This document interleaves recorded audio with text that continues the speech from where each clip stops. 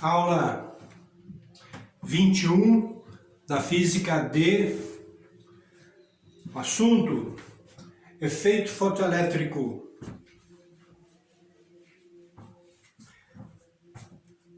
Um cientista alemão chamado Hertz, sobrenome Hertz, que foi homenageado na unidade de frequência, quando o tempo é segundos, né? Tantos Hertz é o sobrenome dele.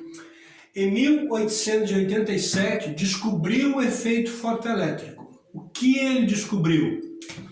Descobriu que se você pega a placa de um determinado metal e incide nesse metal luz, essa luz é capaz de arrancar elétrons da placa.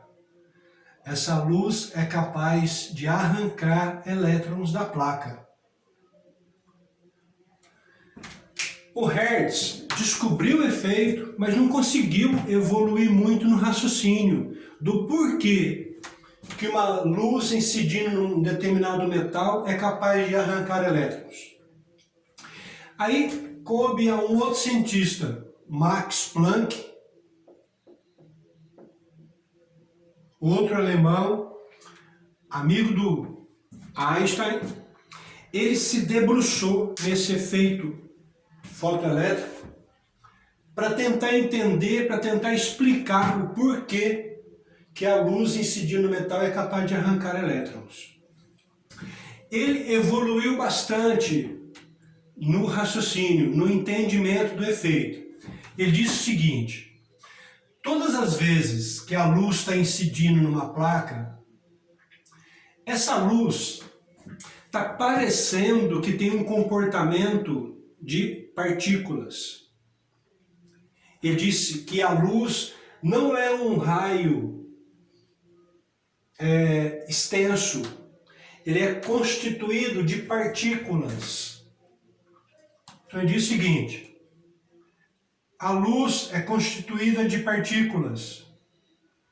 Essas partículas colidem com os elétrons dos átomos e aí são capazes de arrancar elétrons desses átomos. Então tem o átomo do metal que está aqui, cada um dessas partículas da luz colide com um átomo, e a energia que a luz possui é capaz de fazer com que o elétron seja arrancado. O que ele não conseguiu entender foi o seguinte: se ele pega uma lâmpada de 100 watts de luz vermelha, não consegue arrancar nenhum elétron. Se ele pega uma lâmpada de 5 watts de luz verde, por exemplo, ele consegue arrancar elétrons. Então, a energia da luz colidindo com o átomo, o elétron ganhava essa energia e podia sair do átomo, podia mudar de camada e sair até do átomo. Então, por que quando você pega uma lâmpada de maior potência, tem mais energia, não consegue arrancar nenhum elétron, e uma lâmpada de menor potência e menor energia consegue? O Max Planck não conseguiu explicar isso. Coube a um outro cientista, um terceiro cientista, se debruçar sobre esse assunto aqui e triturar esse assunto, assim, entender e explicar para todo mundo entender. O Einstein.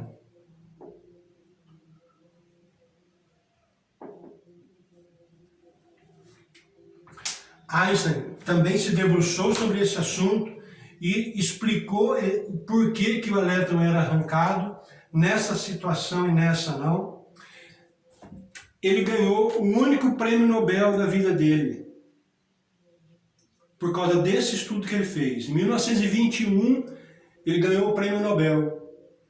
A teoria da relatividade que ele fez não ganhou prêmio Nobel nenhum pela teoria da relatividade, porque na época quase ninguém entendeu também. Mas ganhou então por esse efeito, por explicar esse efeito fotoelétrico. Einstein diz o seguinte: realmente a luz está se comportando como se fosse partículas. cada uma dessa partícula incide, colide com o átomo do metal e consegue arrancar elétrons. Então ele foi por partes. Ele pensou o seguinte: quanto de energia é necessária para arrancar elétron? Quanto de energia é necessária para arrancar elétrons, dependendo do metal? Então ele dividiu isso em etapas, né? Então ele calculou quanto de energia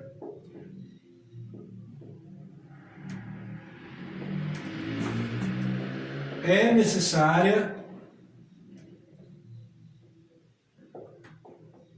para arrancar elétrons.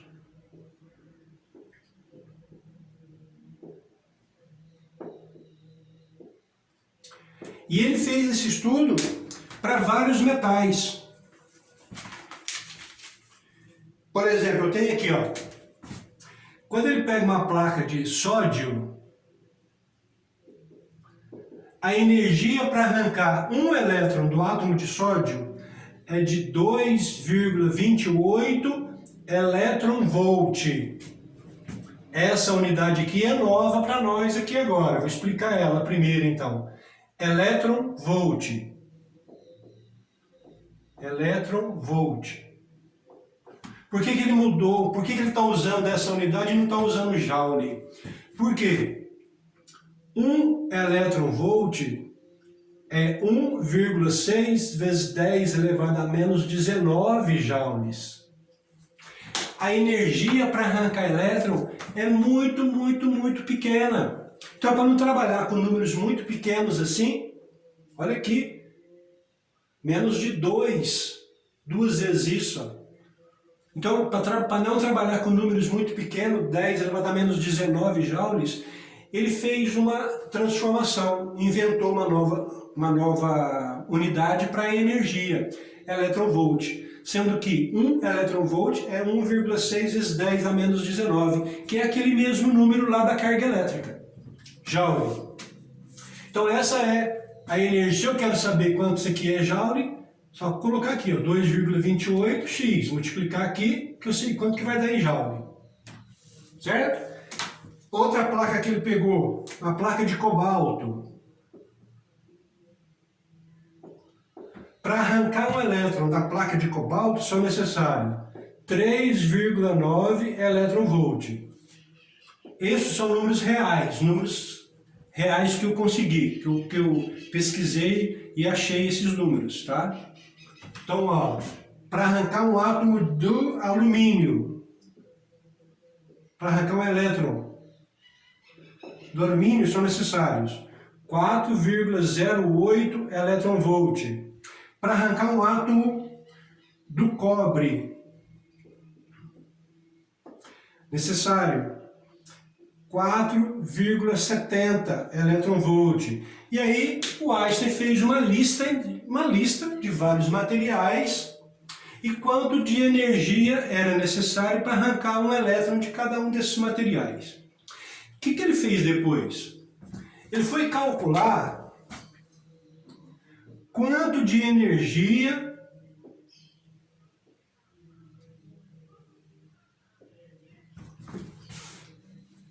essas partículas carregam. Cada uma dessas partículas aqui, ele chamou de fóton. Então eu desenhei uma luz incidindo numa placa com 3 fótons. Cada uma dessas partículas ele chamou de fóton. Então ele calculou quanto de energia por fóton as cores possuem. Né? Porque ele fez com a luz vermelha e não conseguia arrancar. Fez com a luz verde e conseguia. Então ele foi calcular quanto de energia cada cor tem em cada um dos seus fótons. Para isso, ele usou uma fórmula que o Max Planck tinha idealizado, que é essa aqui, ó, que nós já falamos ela em uma outra oportunidade. A energia por fóton é a constante de Planck vezes a frequência da luz. Constante de Planck é 6, deixa eu ver aqui, cadê? 6,62. Essa constante de Planck, vamos deixar escrito aqui, ó. Essa constante de Planck, 6,62 vezes 10 elevado a menos 34.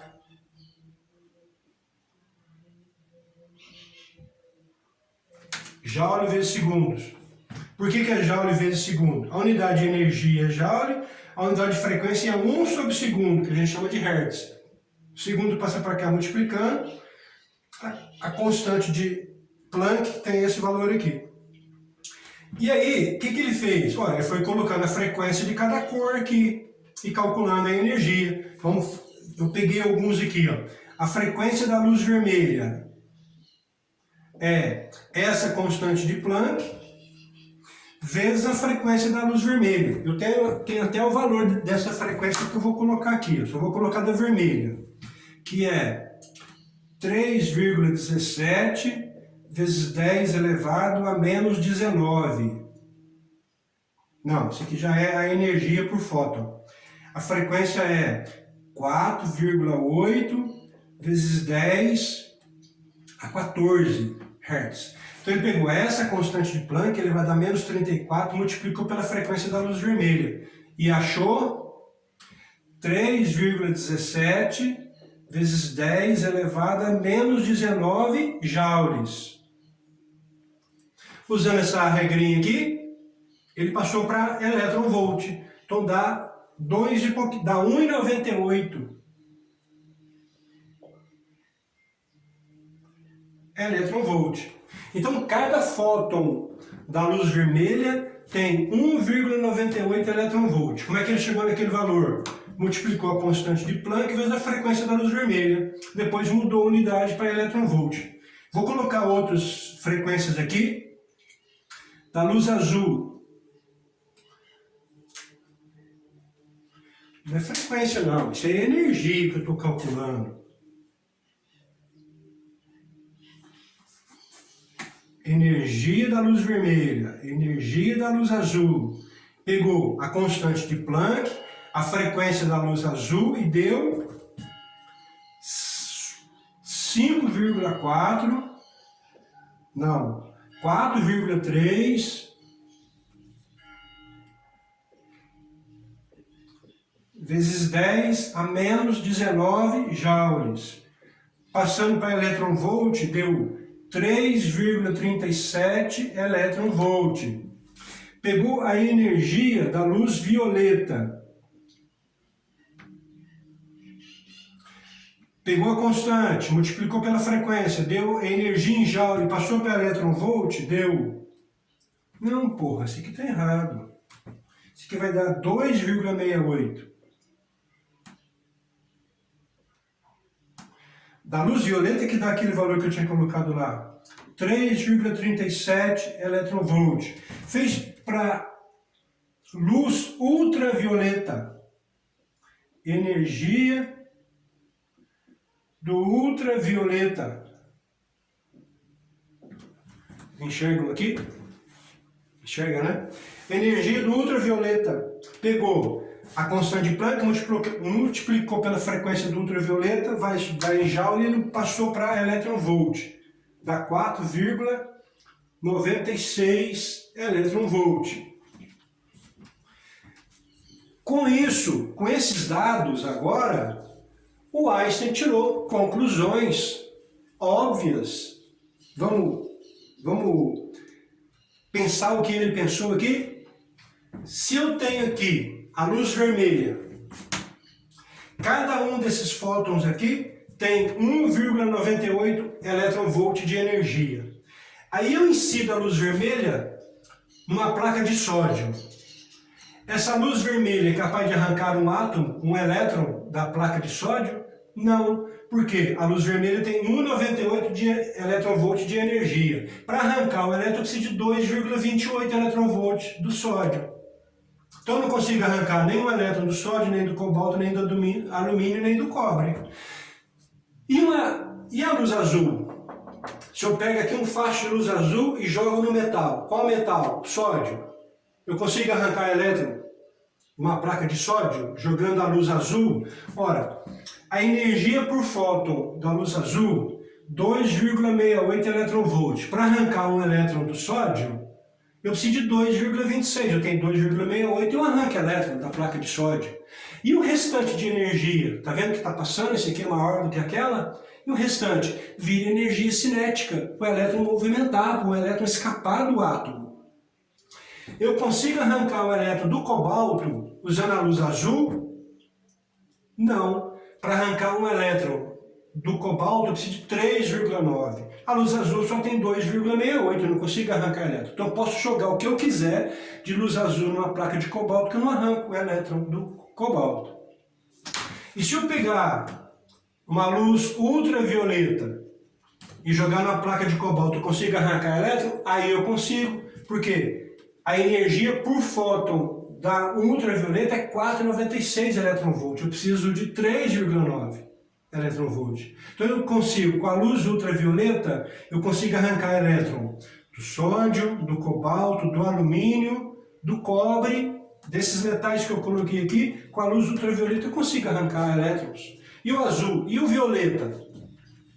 O violeta consegue arrancar elétron só do sódio. Claro que tem outros materiais com menos energia para tirar elétron, precisando de menos energia. Tem outros metais intermediários aqui. Eu só coloquei alguns para a gente entender o que o Einstein explicou, como é que ele fez a teoria explicando o efeito fotoelétrico. Entenderam isso que o Einstein fez? Aí, ele foi pensar, aquela dúvida do Max Planck. Por que uma lâmpada de 100 watts vermelha não consegue arrancar elétron? E uma lâmpada de 5 watts de luz verde, por exemplo, consegue? Ora, uma lâmpada de 100 watts de luz vermelha tem trilhões de fótons. Cada um dos fótons tem essa energia. Eu posso colocar a potência que eu quiser. Quando eu aumento a potência, só estou aumentando o número de fótons. Mas a energia por fóton continua a mesma. E por que 5 watts da luz verde? Eu não coloquei verde aqui. Vamos pôr azul aqui, ó. 5 watts de luz azul, eu consigo arrancar elétrons. Ora, porque cada fóton da luz azul tem essa energia. 2,68, que eu consigo arrancar o elétron do sódio. Quando eu aumento a potência, eu estou aumentando o número de fótons, e cada um desses fótons tem essa energia, 2,68 eletronvolt. Então, mesmo que a potência seja baixa, a potência da lâmpada significa que tem menos fótons. A luminosidade da lâmpada vai ser menor, porque tem menos fótons. Mas cada um dos fótons tem essa energia, que consegue arrancar elétrons dessa relação que eu fiz do sódio. Aí, Einstein deu alguns nomes. Outra coisa que o Einstein disse também.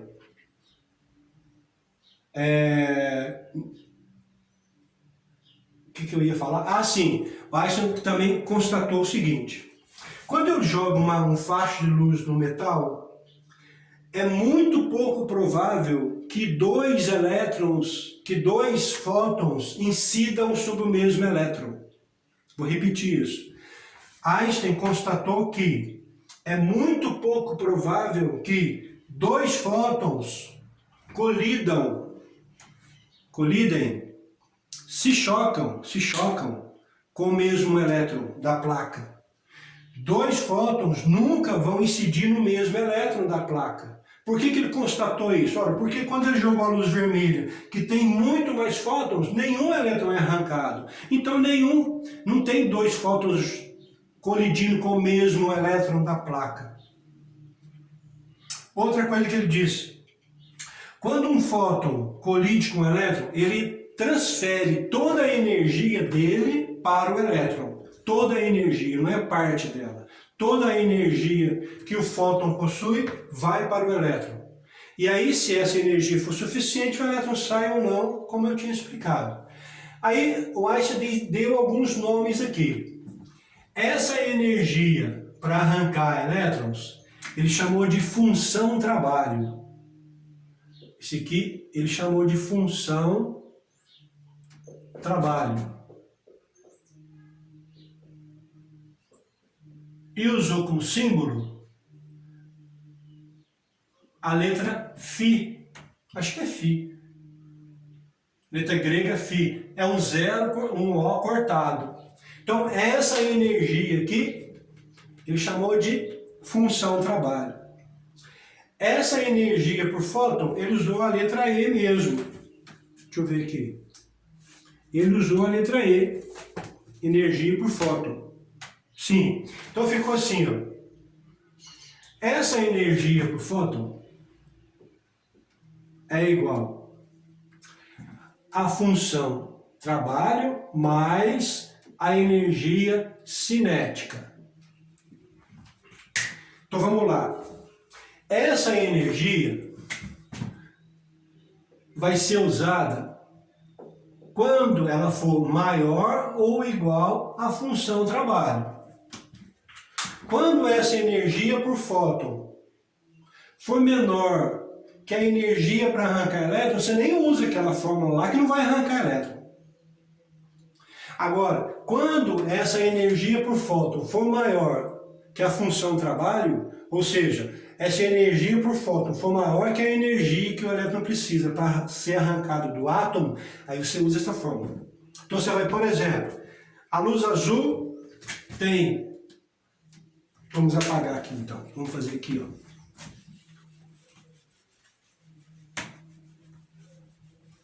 Vou fazer isso. Vou usar a luz azul. Então, a energia por fóton da luz azul é 2,68 eletronvolt. E eu vou usar o sódio, uma placa de sódio. Para arrancar um elétron da placa de sódio, que ele chamou de função trabalho, eu preciso de 2,28 eletronvolt.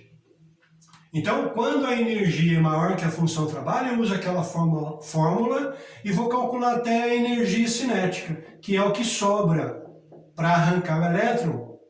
O que sobrar vai ser transformado em energia cinética para o elétron ganhar velocidade. Então, aqui dá 2,68 é igual a 2,28 mais energia cinética. Quanto sobrou de energia cinética para o elétron? Dá 0,4? 0,4 eletronvolt. Agora, se eu pegar a luz azul de novo, a energia por fóton, 2,68 eletronvolt, e eu pegar uma placa de cobre, cuja função trabalho da placa de cobre é 4,7 eletronvolt, nem tem cálculo para fazer, nem arranca elétron. Então aqui ele não arranca elétron.